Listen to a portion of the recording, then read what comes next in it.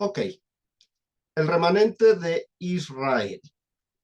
Este seriado de lecciones va ya en su 10ª y última lección, eh, un estudio sobre Romanos capítulo 11, versículos del 1 al versículo 36. Y hoy vamos a ver como tema final ya, hablaremos de aquello que durante todo el seriado omitimos, y es hablar de el conflicto actual entre Israel y Palestina, el cual no involucra acción divina, como muchos andan pregonando y enseñando, que todo lo que está ocurriendo ahora entre estas dos naciones, Palestina e Israel, se debe a que se están cumpliendo algunas profecías. En particular, dicen, se está cumpliendo Romanos capítulo 11, de que Dios en un futuro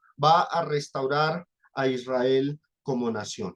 Pues hoy vamos a ver que el conflicto actual no involucra acción divina, y vamos a ver que los planes de Dios y que estos conflictos modernos, estas guerras hoy día, no tienen ninguna participación por parte de Dios, ni tienen que ver con algo predicho en las escrituras, sino que tiene que ver más bien con las acciones pecaminosas de los hombres que van a las guerras. Pero esto no tiene nada que ver con las escrituras, como muchos, y diríamos que la mayoría de denominaciones enseñan y pregonan. Y es importante que esto lo tengamos presente, porque ya hay algunas iglesias del Señor que están enseñando el futurismo o premileniarismo, aplicándolo a Romanos capítulo 11 del 1 al 36. Vimos en nuestra última lección cómo fue la doxología o glorificación que Pablo hizo al ver todo el plan de Dios a punto de cumplirse en sus días, porque en nuestros días, a estas alturas, en el 2023, el plan está consumado, está cumplido. Entonces, mis hermanos, quiero que hablemos de la guerra actual entre Palestina y el Estado de Israel, pero para poder entender esto y no dejarnos persuadir por estratagemas y artimañas de algunos que erróneamente, usando mal las escrituras, aplican todas las situaciones actuales a eventos bíblicos o a profecías. Es importante que nosotros conozcamos la historia incluso desde antes de Cristo. Antes de Cristo, mis hermanos, y esto es importante que lo consideremos, sobre todo en esa región alusiva a la región de Palestina, los cananeos y filisteos, que a menudo se mencionan en el libro del Génesis y Éxodo, eran los antepasados de los siropalestinos de ahora. Fueron uno de los grupos que habitaban la región de Palestina en la antigüedad. La Biblia y otras fuentes históricas hacen referencia a los cananeos y filisteos como uno de los pueblos que los israelitas encontraron al ingresar a la tierra prometida. Esto es para que veamos entonces ese trasfondo de estas guerras que continúan hasta el son de hoy. Antes de que Israel tomara posesión de la tierra prometida, los que la habitaban eran los cananeos y los filisteos. En el libro de Éxodo capítulo 23, verso 23 leemos: porque mi ángel irá delante de ti y te llevará a la tierra del amorreo, del eteo, del fereceo, y observen, del cananeo, del heveo y del jebuseo, a los cuales yo haré destruir. Por supuesto, Dios no iba a destruir estas naciones solo por darle a Israel esa porción de tierra, la de Palestina, no, ni porque ellos fuesen predilectos. La misma Biblia nos dice, por ejemplo, en Deuteronomio 9, del 3 al 5, que era porque la maldad de estos pueblos ya había llegado al límite, y entonces Dios quiso así judicializar, ejecutar un juicio sobre estas naciones, ¿sí? Entonces, mis hermanos, Deuteronomio 9 del 3 al 5 dice, entiende pues hoy que es Jehová tu Dios el que pasa delante de ti como fuego consumidor. O sea, el juicio de los cananeos y más posteriormente de los filisteos es porque Dios tenía ese plan. Dice que los destruirá y humillará delante de ti y tú los echarás y los destruirás enseguida como Jehová te ha dicho. Ahora, el ente que Dios usó para ejecutar este juicio fue el pueblo de Israel. Dios siempre se ha valido de muchos pueblos para ejecutar sus juicios. Acuérdense que en el cautiverio babilónico fue Babilonia el ente, el pueblo que Dios eligió para ejecutar el castigo sobre los israelitas. Asimismo, ha dispuesto de varias naciones. Y en este caso, los cananeos habían llegado al colmo de sus pecados y Dios ahora usaba a Israel como su ente principal para ejecutar un castigo sobre esta nación que era extremadamente pecadora. El verso que sigue, el verso 4 dice, no pienses en tu corazón cuando Jehová tu Dios los haya echado de delante de ti diciendo, por mi justicia, o sea, porque soy muy bueno, me ha traído Jehová a poseer esta tierra, no dice, pues por la impiedad de estas naciones, Jehová las arroja de delante de ti. En el siglo cuarto, perdón, en el siglo sexto antes de Cristo, el panorama empieza a cambiar. Los babilonios conquistaron la región de Palestina y exiliaron a muchos judíos. En segunda de Crónicas 36, del 14 al 20 leemos. También todos los principales sacerdotes y el pueblo en general aumentaron la iniquidad, siguiendo todas las abominaciones de las naciones y contaminando el templo, la casa de Jehová, la cual él había santificado en Jerusalén. Y Jehová, el Dios de sus padres, envió constantemente palabra a ellos por medio de sus mensajeros, o sea, les enviaba profetas, porque él tenía misericordia de su pueblo y de su habitación. ¿Pero qué sucedió? Versículo 16. Mas ellos hacían escarnio, o sea, se burlaban de los mensajeros de Dios y menospreciaban sus palabras burlándose de sus profetas. ¿Hasta qué? Hasta que subió la ira de Jehová contra su pueblo y no hubo ya remedio. Recuerden lo que vimos ahorita. En el pasado, Dios usó a Israel como un ente de juicio sobre los cananeos. Pero ahora Dios usa a Babilonia como el ente para juzgar a la nación de Israel que se había corrompido en el siglo sexto antes de Cristo.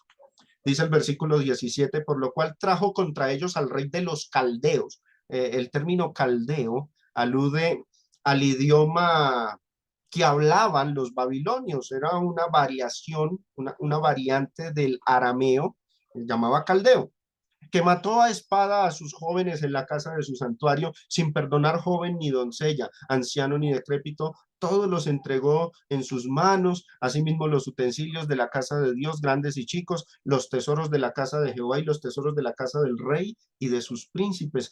Todo lo llevó a Babilonia. Y miren lo que ocurrió. Quemaron la casa de Dios, el templo de Jerusalén, el que levantó Salomón, fue destruido. Y rompieron el muro de Jerusalén y consumieron a fuego todos sus palacios y destruyeron todos sus objetos deseables. Y dice el verso 20 que los que escaparon de la espada, o sea, los que se salvaron de morir, fueron llevados cautivos a Babilonia y fueron siervos de él y de sus hijos. ¿Hasta cuándo? Hasta que vino el reino de los persas.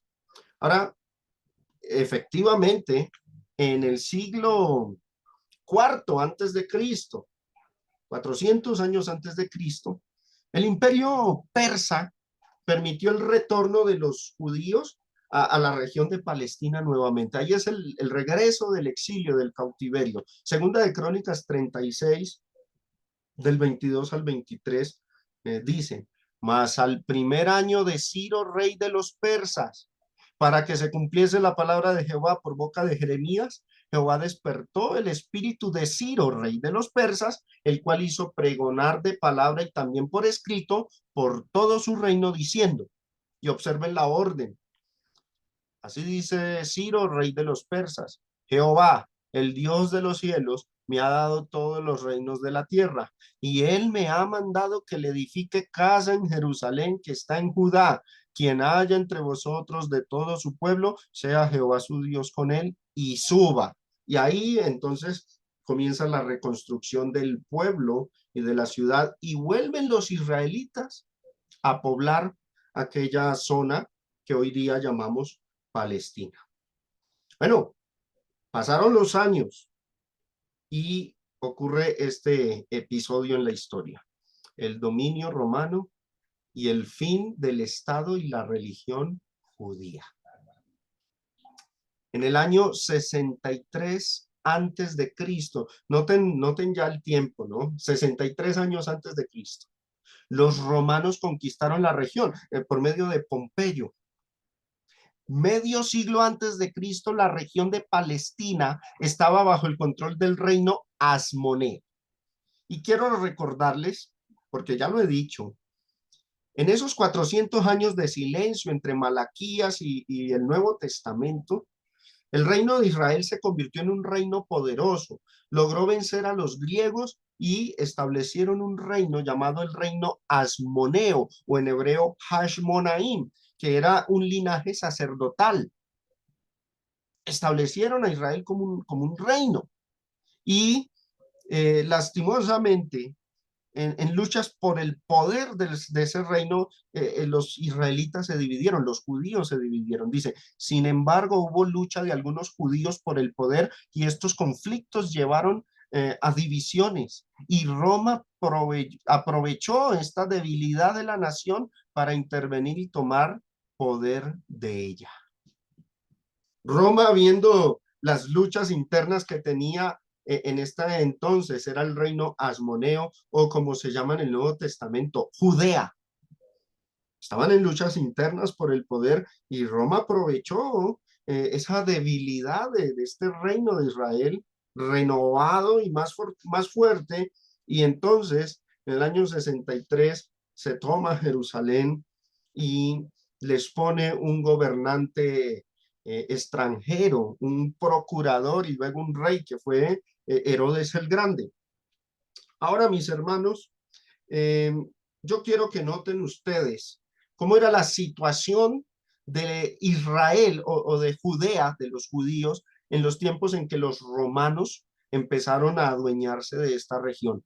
No del todo Roma se había adueñado de aquella región. Los judíos guardaban la esperanza de ir a la guerra y vencer a los romanos, pero esa esperanza reposaba en que cuando apareciera el Mesías, ellos iban a derrotar al imperio romano, iban a ser libres de esta cuestión, de esta situación política y social en la que vivían en aquel entonces. Roma todavía no era el imperio fuerte del cual luego se habla en las páginas de la historia.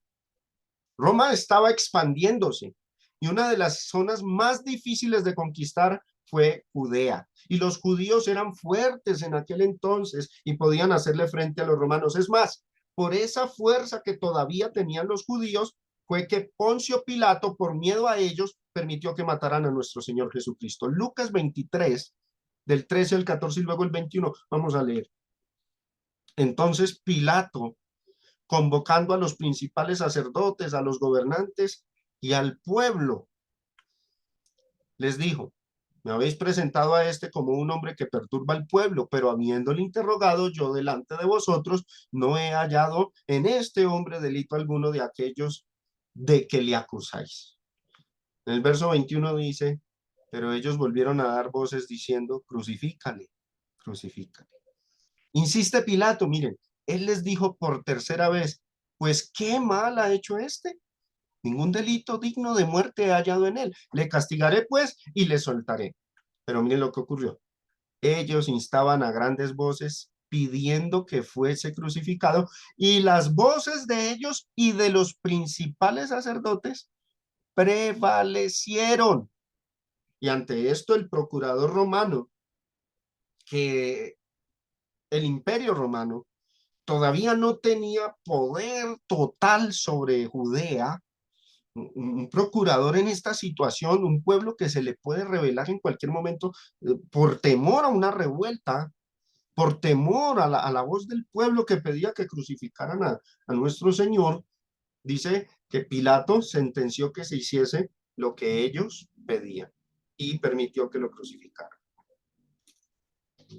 Es más, parte de las amenazas de los sacerdotes era decir que iban a anunciarle al César de Roma que Poncio Pilato era un traidor al imperio, porque estaban acusando a Jesús de ser un hombre revoltoso, un rebelde, y que se estaba proclamando rey, y hacían contrastar el reinado de Cristo con el reinado del César, y por supuesto en ese entonces, en esa época, que estuviese el César de Roma, en este entonces Tiberio, en el poder, y oyese que hay un hombre que está diciendo que él también es el rey o que va a derrocar al César, pues entonces eso significaría una guerra. Y esta fue la amenaza que hicieron los sacerdotes ante Poncio Pilato. Desde entonces procuraba Pilato soltarle, pero los judíos daban voces diciendo, si a este sueltas, no eres amigo de César. Noten el tono de amenaza, ¿no? Todo el que se hace rey, a César se opone. Juan capítulo 19, versículo 12. Bueno, sabemos que en este periodo se desarrolla y se establece la iglesia y empieza la predicación del evangelio por todo el mundo grecorromano. Pero llegó el año 70 y en el año 70 después de Cristo, los romanos destruyeron el segundo templo de Jerusalén, conocido como el templo de Herodes. Esto llevó a la dispersión a los pocos judíos que sobrevivieron. Jesús lo había predicho en Lucas capítulo 21, verso 24, diciendo, y caerán a filo de espada y serán llevados cautivos a todas las naciones y Jerusalén será hollada por los gentiles hasta que los tiempos de los gentiles se cumplan. La teocracia judía, recuerden, el término teocracia significa el gobierno directamente de Dios sobre una nación o pueblo, como fue el caso de Israel. La teocracia judía llegó a su fin junto con su religión, perdón. La mayoría de judíos que sobrevivieron a esta guerra fueron cristianos. ¿Por qué? Porque los que sobrevivieron fueron aquellos judíos que se convirtieron en cristianos y que siguieron las instrucciones de Jesús, que podemos leer en Mateo 24 cuando dijo, los que estén en Judea, huyan a los montes. Cuando vean a Jerusalén rodeada de ejércitos, el que esté en la azotea no regrese, no descienda a tomar su capa, huya a los montes. Entonces, sí hubo judíos que se salvaron de esta catástrofe, pero ¿quiénes? Judíos que se habían convertido al cristianismo. Porque los que siguieron sometiéndose a la ley judía, no reconociendo que ahorita Cristo había establecido un nuevo pacto, que Él era el Mesías, que Él era el Salvador, esos, la gran mayoría, perecieron en la catástrofe del año 70 con la destrucción del templo. Sobre esta materia, en las lecciones anteriores, dimos lujo de detalle de cómo perecieron la mayoría de los judíos en la destrucción de Jerusalén. Pero esto estaba profetizado. En Daniel capítulo 12, versículo 1 y después el versículo 7, voy a leerlo de la Biblia latinoamericana. Dice, en aquel tiempo, refiriéndose a los días del Mesías, a los días de Cristo, se levantará Miguel, el gran príncipe que defiende a los hijos de tu pueblo, porque será un tiempo de calamidades. La gran tribulación ocurrió en ese periodo. Y dice, porque será un tiempo de calamidades como no lo hubo desde que existen pueblos hasta hoy en día. En ese tiempo se salvará tu pueblo, o sea, los cristianos y todos los que estén inscritos en el libro. Luego, cuando leemos el verso 7, ahí mismo en Daniel 12, se dice, se aclara que todas las cosas que se profetizaron en el libro de Daniel se iban a cumplir cuando ocurriera la destrucción de Jerusalén. En el verso 7 dice, el hombre vestido de lino que estaba por encima de las aguas del río levantó entonces sus dos manos al cielo y le oí que hacía este juramento por el que vive eternamente. Dice, miren lo que dijo, todo se realizará, o sea, todo se cumplirá en un tiempo, dos tiempos y medio tiempo. Yo quiero que recuerden ustedes que las guerras entre los judíos y los romanos duraron precisamente 3 años y medio. La guerra comienza en junio del año 66 y culmina con la destrucción del templo en el año 70. Si ustedes gustan hacer cuentas, esos son 3 años y medio, o como dice aquí, un tiempo, o sea, un año, dos tiempos, 2 años, y un medio tiempo, medio año, 3 años y medio. Y este tiempo también lo refiere el libro de Apocalipsis, para los que gustan leerlo. Y dice, mire cómo culmina este ángel declarando lo siguiente, dice, lean la letra amarilla. Todas estas cosas se cumplirán cuando el pueblo santo, o sea, el pueblo de Israel, esté completamente aplastado y sin fuerzas. Con la destrucción del templo se cumplieron todas las profecías que anunciaba Daniel, particularmente la destrucción del segundo templo. Los animo a que se lean Daniel capítulo 9 también, la profecía de las 70 semanas que predice la destrucción del segundo templo. Bueno, aquí estamos haciendo un recorrido histórico, mis hermanos, para que tengamos en cuenta a qué se debe el conflicto moderno, ¿no? La teocracia judía llega a su fin en el año 70. Y hasta aquí es donde nosotros tenemos conocimiento a la luz de la Biblia. Ahora se viene una historia, mis hermanos, que pocos conocen, y por desconocerse es que se levantan falsos maestros enseñando que Israel va a ser restaurada, que hay profecías que anuncian una futura restauración de Israel, y cuando contrastan esto o acomodan esas palabras a los eventos actuales, entonces muchos incautos e indoctos caen ante esas enseñanzas, y es porque desconocen la historia que viene después del año 70. Después del año 70 ocurrió una famosa revuelta judía. Los judíos volvieron a armarse, se levantaron en armas contra el Imperio Romano, y es conocido como la revuelta de Bar Kokhba. ¿Quién fue este hombre? Bueno, ahí tengo la referencia. Después de la destrucción del segundo templo en el año 70, los romanos ejercieron un control firme sobre la región de Judea, o sea, actual Israel y Palestina. En el 132 después de Cristo, una revuelta liderada por Simón Bar Kokhba, un líder judío, estalló contra el dominio romano. Ahora observen este hombre, curioso, miren. Bar Kokhba fue proclamado como el Mesías por el líder religioso judío Rabbi Akiva. Rabbi Akiva era el rabino más preeminente, más respetado entre los judíos después de la destrucción de Jerusalén. Y este hombre, pues nunca aceptó que Jesús era el Mesías, y nombró a este hombre, a Simón Bar Kokhba, como el Mesías. Y armaron un ejército y se fueron a la guerra contra los romanos para retomar el control de Jerusalén. La revuelta inicialmente tuvo éxito y los rebeldes lograron tomar el control de Jerusalén y áreas circundantes. Bar Kokhba estableció un estado judío independiente en la región y mandó a matar a los cristianos allí residentes. Por supuesto, los cristianos siempre han predicado que los hombres se deben someter a las autoridades. Por supuesto, no estuvieron de acuerdo con esta revuelta judía. Además, acuérdense, mis hermanos, que el celo de los judíos en aquella época era tal que los conducía a matar a los cristianos. Acuérdense del episodio de Esteban en Hechos capítulo 7, Y de ahí en adelante se desata una persecución. Bueno, cuando los judíos sintieron que volvieron al poder y este hombre, Simón Bar Kokhba, tomó Jerusalén nuevamente en el año 130, volvió a matar a los cristianos. Dice, esta revuelta llevó a una fuerte respuesta por parte de Roma. El emperador Adriano envió al general Sexto Julio Severo con fuerzas considerables para sofocar la rebelión.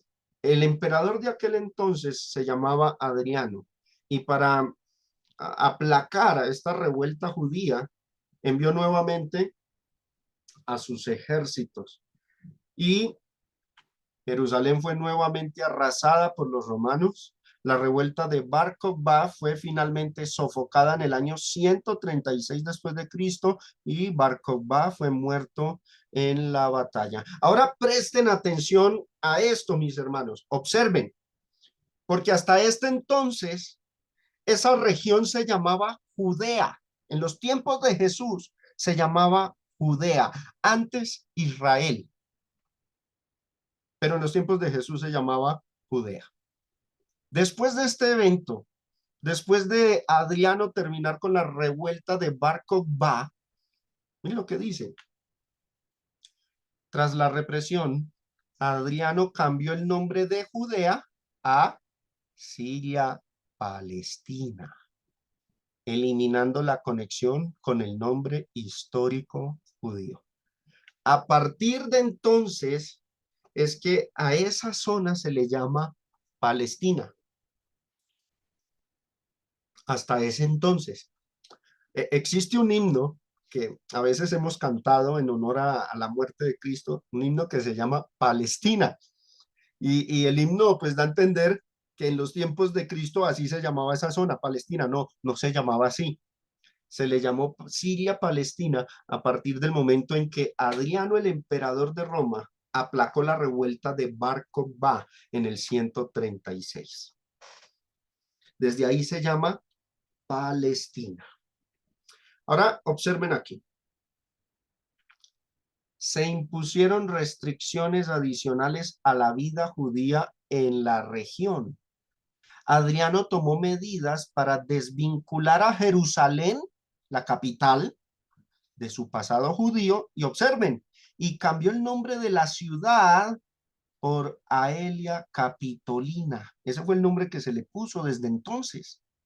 Elegido este nombre en honor a la familia del propio Adriano, o sea, la dinastía Aelia, que era la familia del emperador Adriano. Entonces, en estas fechas, hermanos, esa zona conocida anteriormente como Israel y en los tiempos de Jesús como Judea, se le empezó a llamar Siria Palestina. Y a la capital, Jerusalén, se le llamó Aelia Capitolina. Interesante, ¿no? Esta historia. Ahora, hablemos de esto. ¿En qué momento entran los árabes o lo que hoy día vemos allí, los musulmanes, a tomar posesión de esta zona? Hablemos de ese tema, conquista árabe de Palestina. Tuvo lugar en el contexto de la expansión del Islam durante el siglo VII, después de la muerte del profeta Muhammad, o llamado por nosotros Mahoma, en el 632 después de Cristo. Sus sucesores, los califas, lideraron las conquistas musulmanas en diversas direcciones. El Imperio Romano empezó a caer, ya se había dividido en el año 300, en los tiempos de Constantino, se había dividido en dos, el Imperio Romano, Imperio de Oriente y el Imperio de Occidente. Ya el Imperio de Oriente había caído y al fragmentarse el imperio y al debilitarse, los árabes empezaron a expandir su territorio por la zona conocida en ese entonces ya como Palestina. Y todo en honor a una guerra religiosa. Después de la muerte del profeta Mahoma, se empieza a expandir, a pregonar el Islam, y pues en varias ocasiones libraron guerras. Entonces, en estas fechas, en el año 632, se toma posesión de la tierra de Palestina. Los árabes la conquistaron. En el 634 después de Cristo, y me gustaría que miraran bien esa imagen, ¿no? Muy familiar, ¿no?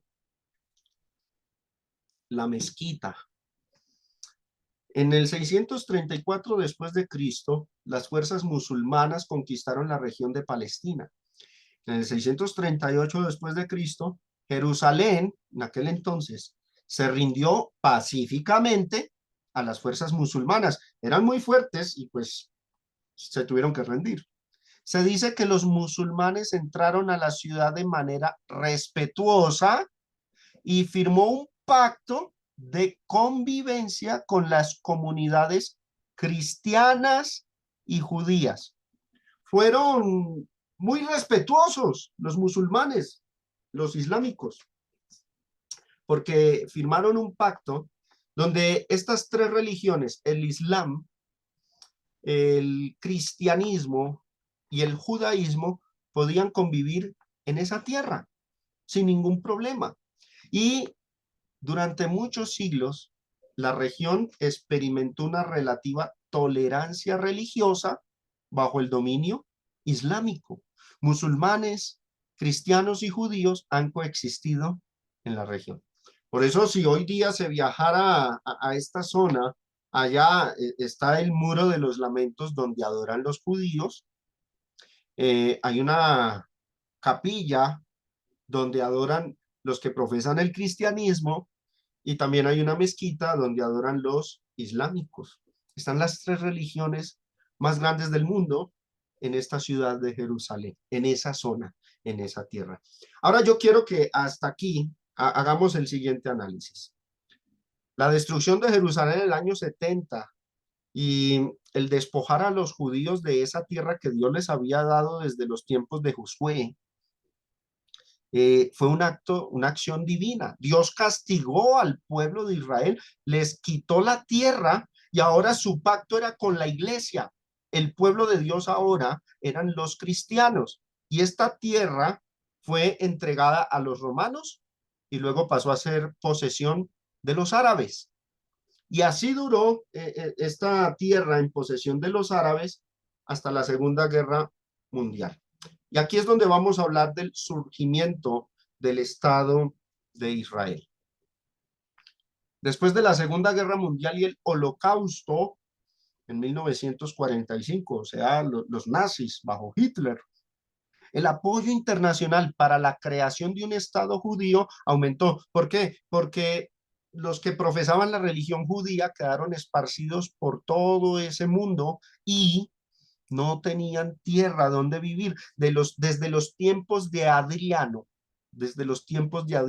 se les prohibió a los judíos tomar posesión de esa tierra. Y cuando llegaron los árabes, permitieron que se practicara la religión judía allí, pero no permitieron que los judíos poblaran esa zona.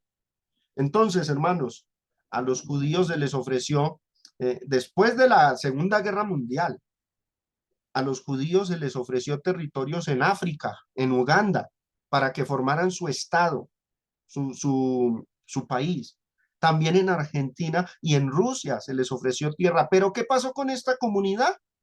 Ellos, por sus creencias religiosas, pedían que fuera en Palestina donde ellos vivieran y habitaran como país, ya que ellos reclamaban que esa tierra Dios se las dio, pero lo que no han reconocido es que Dios les dio la tierra, pero también se las quitó en el año 70, ya no les pertenece. Ahora, después de la Segunda Guerra Mundial, se les ofrece territorios en África, en Argentina y en Rusia, pero ellos siguen en su celo despiadado, en su celo religioso por guardar la ley y reclamando que esa tierra todavía es de ellos. Y entonces no aceptaron ni África, ni Argentina, ni Rusia, sino que tienen es que invadir ahora un territorio que desde el año 600 ya pertenecía a los árabes. Esa tierra ahora era de los árabes, pero ellos reclamaban que tenía que ser allí por asuntos y cuestiones religiosas. Y recordemos que si a los judíos radicales, se les permite volver a esa zona y tomar posesión de esta tierra. Ellos son acérrimos enemigos de los cristianos. Esto es importante que lo tengamos en cuenta.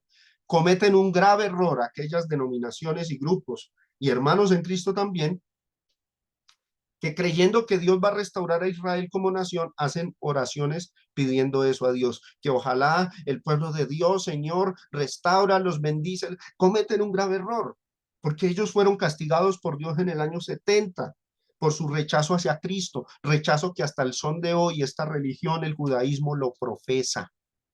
Muy diferente los islámicos.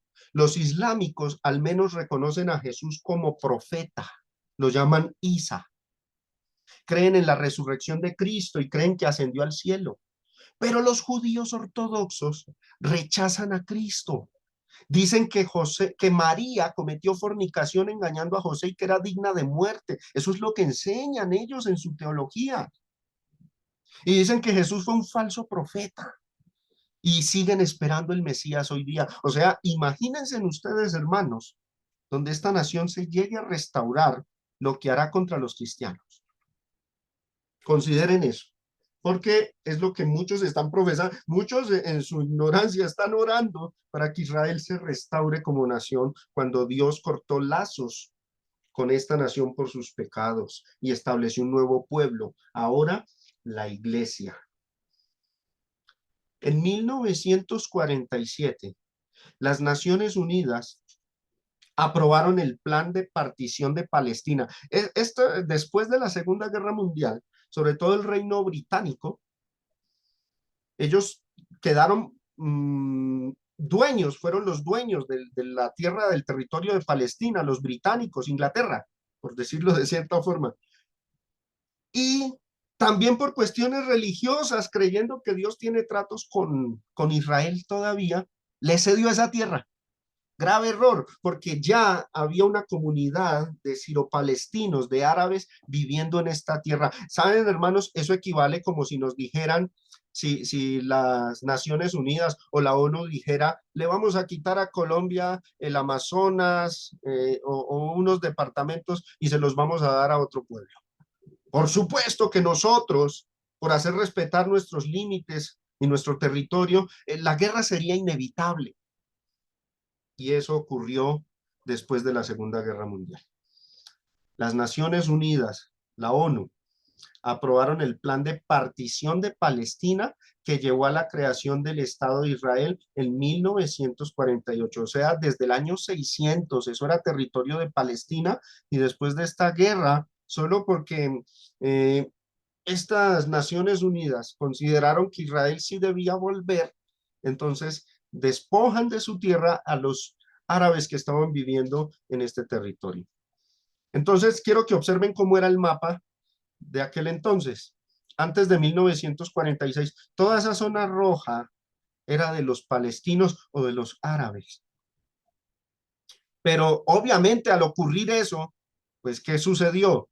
Lo evidente, los, los árabes se fueron a la guerra, no aceptaron ese acuerdo de las Naciones Unidas. Se desatan guerras árabes israelíes. Inmediatamente después de la declaración de independencia de Israel, los países árabes vecinos invadieron, dando inicio a la primera guerra árabe-israelí, y así quedó el mapa. Observen, toda, toda la zona verde que ustedes ven ahí se le cedió a Israel y los árabes quedaron con esa zona, Jerusalén y la franja de Gaza. Este conflicto fue seguido por varias guerras adicionales, incluyendo, y desde entonces ha habido muchas guerras, y eso es lo que vemos en las noticias hoy día: la guerra de Suez en 1956, la guerra de los 6 días en 1967 y la guerra del Yom Kippur en 1973. Después, ahora observen el mapa, se ha ido reduciendo para unos, o sea, el conflicto varía porque siempre hay guerras constantes por ese territorio. Después de la guerra de los 6 días, Israel ocupó territorios como Cisjordania y Gaza, lo que llevó a tensiones y conflictos continuos con la población palestina. Y en algunas ocasiones Israel se ha visto reducido, pero la guerra continúa. Hasta el son de hoy, el conflicto entre Israel y Palestina sigue siendo una de las cuestiones más complejas y difíciles del mundo, con profundas implicaciones históricas, culturales, pero mayormente religiosas. Ahora que se aclare, mis hermanos, estas guerras modernas, actuales, Dios, noten el título arriba en naranja, el conflicto actual no involucra acción divina. Dios no está interviniendo en eso, es el hombre, es el ser humano, y en especial estos que profesan el judaísmo reclamando un territorio que en el año 70 Dios se lo quitó por sus pecados, particularmente por matar cristianos y haber dado muerte al Mesías. Este Israel ya no es el pueblo de Dios, porque ahora la iglesia es el pueblo de Dios. Y si los israelitas y estos que profesan el judaísmo quieren ser salvos, tienen que hacer lo que dice Romanos 11, como lo hemos estudiado, tienen que injertarse al olivo a través de creer en Jesucristo y ser escogidos por gracia, o sea, obedeciendo el evangelio. Pero es lo que no hacen. E inmediatamente ellos quedan en el poder, son tan acérrimos y tan celosos todavía en su religión como en los tiempos de Cristo. Matan musulmanes y matan cristianos. Eso es lo que hacen. Ahora, la iglesia es el pueblo de Dios. En Apocalipsis capítulo 21 del 2 al 3 dice, y yo Juan vi la santa ciudad, la nueva Jerusalén, descender del cielo. Se está estableciendo el reino de Dios, la iglesia de Dios, dispuesta como una esposa ataviada para su marido. Esta es la iglesia, porque la iglesia es la esposa del Cordero. Y observen la voz que declara desde el cielo lo que dice. Oí una gran voz del cielo que decía, he aquí el tabernáculo de Dios con los hombres y él morará con ellos. O sea, si Dios tiene alguna relación con el mundo, es a través de la iglesia. Y ellos serán su pueblo y Dios mismo estará con ellos como su Dios. La iglesia, hermanos, es el pueblo de Dios. La relación de Dios con Israel quedó cortada en la destrucción de Jerusalén. Daniel 9:26, profecía de las 70 semanas. Y lo leo de esta Biblia católica, la Biblia Torres Amat, dice, y después de las 62 semanas se quitará la vida al Mesías. O sea, ese es el año 33 donde los judíos mataron a Cristo. ¿Y qué sucede? Miren lo que dice, y no será más suyo el pueblo. Nuestra versión Reina Valera traduce, más no por sí, pero realmente se debe entender como el hecho de que al matar al Mesías, al quitarle la vida al Mesías, Dios corta su relación con el pueblo de Israel e inicia su relación con la iglesia. Por eso dice, y no, esta versión, esta traducción, y no será más suyo el pueblo, el cual le negará. Y un pueblo con su caudillo vendrá, o sea, los romanos, y destruirá la ciudad y el santuario en el año 70. Y su fin será la devastación y acabada la guerra quedará establecida allí la desolación. Hasta ahí llegó el pueblo de Israel. Hasta ahí llegó la teocracia y hasta ahí las relaciones entre Dios y los judíos. Y dice, y no será más suyo el pueblo. Ese pueblo ya no es de Dios, porque le negó y porque le quitó la vida al Mesías. Ahí está en Daniel 9:26. Ahora, después de cortar esto, es donde Dios establece relaciones con la iglesia. Llama a los gentiles, a su pueblo, a la iglesia. Hebreos 8, del 8 al 9 y el verso 13, lo que dice, porque reprendiéndolos dice, he aquí vienen días, dice el Señor, en que estableceré con la casa de Israel y con la casa de Judá, o sea, con los que se conviertan de ahí, acuérdense, del remanente, con ellos haría una nueva alianza, un nuevo pacto, porque el viejo pacto quedó cortado. Dios ya no tiene alianza o pacto con el pueblo judío. Hay un nuevo pacto, una nueva alianza. Recuerden que el término pacto significa alianza, una relación de ambas partes. Ya no la hay entre los israelitas del pasado y los posibles judíos que tengan esta relación con Dios son pertenecientes al nuevo pacto, es decir, se han convertido en cristianos. Y dice el verso 9, que no es como el pacto que hice con sus antepasados el día que los tomé de la mano para sacarlos de la tierra de Egipto, porque ellos no permanecieron en mi pacto, ellos lo quebrantaron. ¿Y qué hizo Dios? Mire lo que dice ahí. Y yo me desentendí de ellos, dice el Señor. Dios cortó relación con esta nación. Y en el verso 13, bueno, esta carta a los hebreos se estima que se escribió en el año 64. Faltaban 6 años para la destrucción de Jerusalén, para el cortamiento definitivo, para que se cumpliera la profecía de las 70 semanas y las profecías de Daniel y las del Antiguo Testamento, donde se anunció el cortamiento definitivo de Dios con aquel pueblo. Y dice el verso 13, al decir nuevo pacto, ha dado por viejo al primero, y lo que se da por viejo y se envejece, está próximo a desaparecer. Recuerden, la carta fue escrita en el año 64. La destrucción de Jerusalén era 6 años después, en el año 70. Por eso se dice aquí que ese viejo pacto ya estaba próximo a desaparecer. Ahora la relación con Dios es de la siguiente forma. Observen Gálatas capítulo 3 del 27 al 28. Porque todos los que habéis sido bautizados en Cristo, de Cristo o del Mesías. Recuerden que el término Cristo es griego y corresponde al Mesías en hebreo. Porque todos los que habéis sido bautizados en Cristo, de Cristo estáis revestidos. Y observen, verso 28. Ya no hay judío ni griego. Esto ya no importa el linaje. Ya Dios cortó su relación con el linaje físico. Ahora la relación con Dios es a través de Cristo si se obedece a su bautismo. Ya no hay judío ni griego, no hay esclavo ni libre, no hay varón ni mujer, porque todos vosotros sois uno en Cristo Jesús. Ahora el pueblo de Dios se compone tanto de judíos como de gentiles, sin importar el linaje ni la condición social. Y ese es el pueblo de Dios, la iglesia. Y ahora es a través de la iglesia y a través del evangelio, a través de la palabra de Dios, esa palabra que reveló el Espíritu Santo, es por esos medios, por medio de la palabra y por medio de la iglesia, que se invita a todo ser humano a que sea parte del pueblo de Dios. Apocalipsis 22:17, y con esto culminamos, dice: el Espíritu, refiriéndose a toda la obra que él hizo, particularmente la revelación del Evangelio y de la palabra del nuevo pacto, del Nuevo Testamento. El Espíritu y la esposa, o sea, la iglesia, ¿qué dicen a todo ser humano? Ven. Y el que oye diga, ven. Y el que tiene sed, el que quiera ser salvo, venga. Y el que quiera, porque la salvación es para todos, tome del agua de la vida gratuitamente.